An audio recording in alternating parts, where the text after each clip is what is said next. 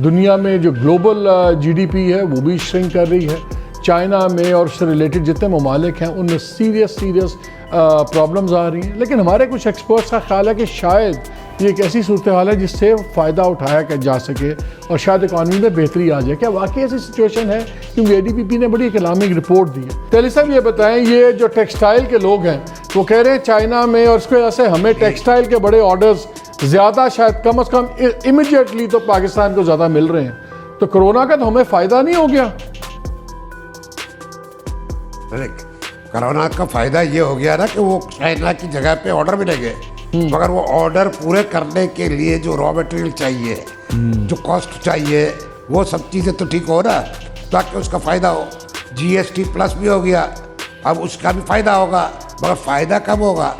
आपकी कैपेसिटी होनी चाहिए, कैपेबिलिटी होनी चाहिए कि आपके पास वो सब चीज़ें मौजूद हो और आप उसका फ़ायदा उठा दो। क्या मईशत संभल रही है? क्या अच्छी खबरें हैं? क्या हमें घबराना चाहिए कि नहीं घबराना चाहिए? वेरी क्विकली देखिए, खबरें तो अच्छी आ रही हैं। आज जीएसपी प्लस का भी रिन्यूअल हुआ है। अल्लाह करे एफएटीएफ का भी मसला हल हो जाए, हम ग्रे लिस्ट से निकल जाएं। लेकिन हमने इन तमाम मौक़ों से फ़ायदा उठाने की सलाहियत ख़त्म करते जा रहे हैं हमारे एक्सपोर्टर्स की, और उसकी वजह से एक बड़ा मायूस कुन माहौल है। प्राइवेट सेक्टर क्रेडिट, जिसे हम कहते हैं निजी शोबे के कर्ज़े मालिक साहब, जो बैंकों से बिजनेस कम्युनिटी लेती है और स्टेट बैंक में इसका एक फिगर होती है, वो आधे रह गए। प्राइवेट सेक्टर क्रेडिट इशारा करता है कि कितनी तेज़ माशी सरगर्मियाँ हो रही हैं। अगर कर्ज़े ज़्यादा लिए जाते हैं तो उससे ये पता चलता है कि माशी सरगर्मियाँ तेज़ हैं। तो हमारे प्राइवेट सेक्टर क्रेडिट जो है वो आधे हो गए हैं। जहाँ तक आपने ये तेल की बात की, इसमें एक जुमला ऐड करके मैं ज़रा सेट करूँगा कि ये अगर 100 रुपये बचे थे तो 60 रुपये इन्होंने लीवेज लगा के दोबारा ले लिए हैं।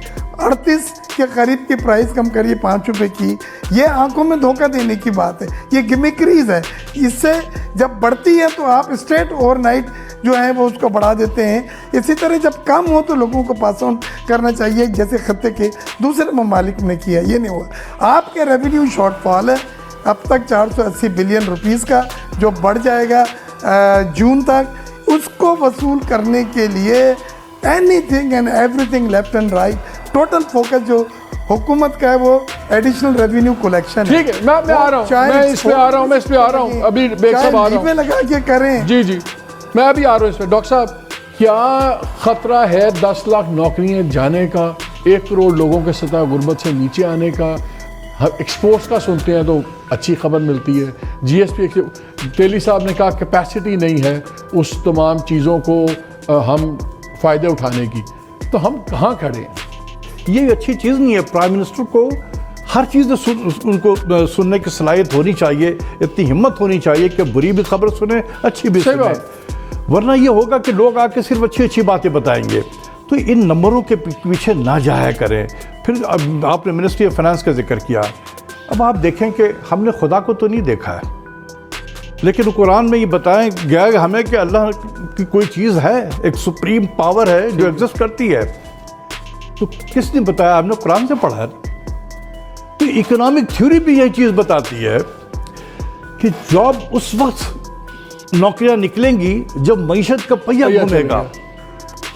तो अगर मईशत का पहिया स्लो डाउन होकर 2-2.5% पे आ गया है, एक इकोनॉमिक्स का उसूल है जिस पे हम सब देखते हैं, यकीन भी करते हैं, बिलीव भी करते हैं उस चीज़ों को, कि हमारे यहाँ तक, और ये नंबर भी बताता है कि 1.5 से 2 मिलियन लोग जो हैं हर साल नौकरी, यंग लोग जो हैं मार्केट में आते हैं, जॉब मार्केट में ग्रेजुएशन करके आ रहे हैं। कोई आपको भी इम्प्रूवमेंट नहीं नज़र आ रही?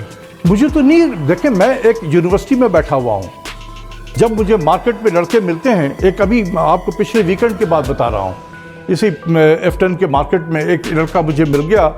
मुझे उसने सलाम किया, कहता है कि आप डॉक्टर इशफाक हैं? मैंने कहा जी बिल्कुल। कहते हैं कि सर देखें, मुझे नौकरी की हुई, मैंने MBA की है, मुझे 15,000 रुपये नौकरी ऑफर हुई है। मैंने सोचा कि 15-17 हज़ार तो मिनिमम वेज है एक अनस्किल्ड वर्कफोर्स का जो फैक्ट्री पे काम कर रहे होते हैं। ये MBA करके, मैंने फिर पूछा नहीं कि तुमने कहाँ से किया है MBA, लेकिन यह है कि अगर MBA करके उसको 15,000 रुपये की नौकरी ऑफर हो रही है तो आप उससे अंदाज़ा कर सकते हैं कि देयर इज एक्सेस सप्लाई। चले अभी आप तो ये छोटे एम्प्लॉय की बात करें जो स्टार्टिंग एट द लैडर है। हम रीजनल कंट्रीज जो रीजनल कॉम्पिटिटर से, आज बांग्लादेश की क्यों $35 बिलियन की एक्सपोर्ट है? ना वहाँ पे यान बनता है, ना वहाँ फैब्रिक होता है, ना कॉटन उगती है।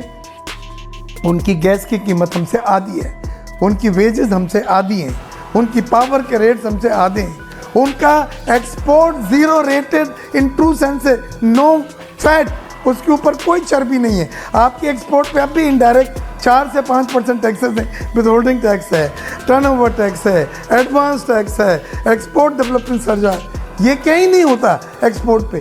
तो अगर आपका मकसद सिर्फ रेवेन्यू कलेक्ट करना है तो करें, सनत को बैठ जाने दें, ठप हो गई है। और अगर आप चाहते हैं रेवेन्यू जनरेट हो तो सनत को आप खड़े होने दें। यही मेरा आज आपको एक मैसेज है।